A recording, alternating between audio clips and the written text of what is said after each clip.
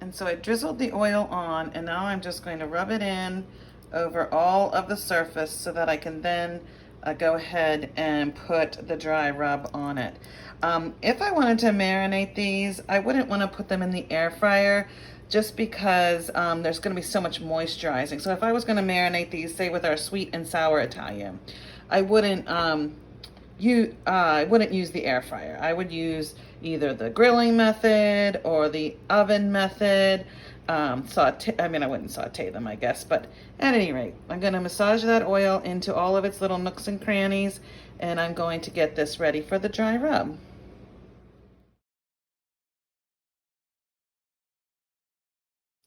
And so because I really love our Italian spice phenomenon, I'm going to put on a good amount of this. It also, because it has the granulated garlic in it, it really helps to keep things almost like form a crust. It almost forms a crust, the granulated garlic and the granulated onion in it.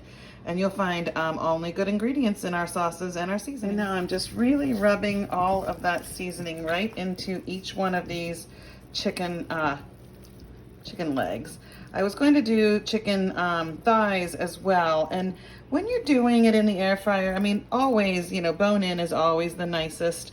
But I didn't want to do, so just Clay and I tonight, so I just wanted to do these 4 little chicken breasts in the air fryer. But if I were also doing the chicken thighs, I would have to do 2 goes of it. And so, but it's at all the same 400 degrees, and you're going to cook these for 16 to 20 minutes at 400, flipping them halfway through so that they don't burn or get too crispy.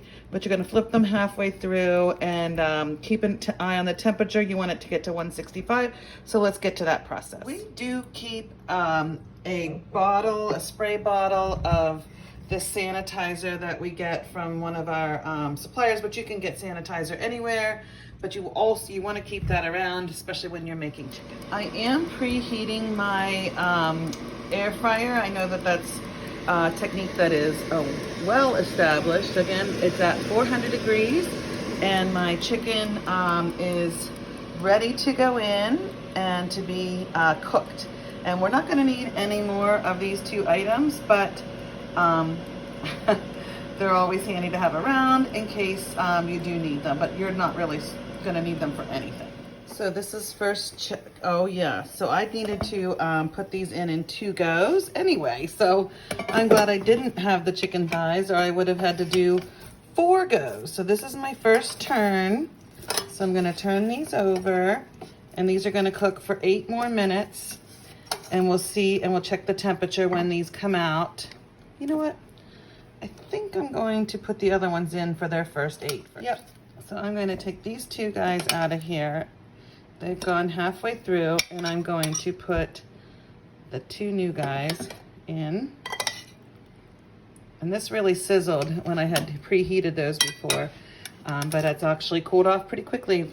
These are great little machines. If you don't have one, you might want to get one. So like I said, this is going to go to an 8-minute mark. There we go, and we'll let that cook. So I'm taking that. Oh yes, boy do these smell delicious.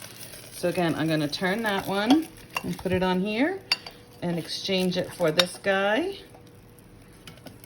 And I'm going to turn this one upside down and exchange it for this guy who's already had his first run through. And so there we go.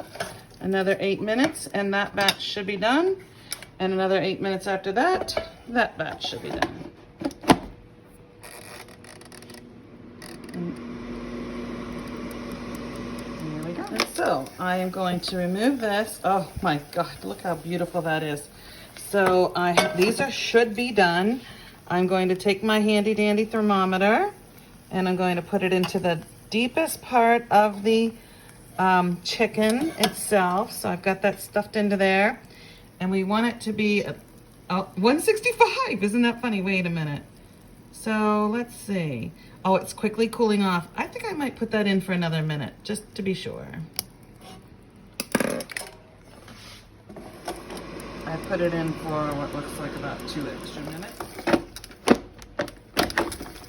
Oh yeah, these look delicious, but I'm gonna put them in for just 1 more minute, just to be sure.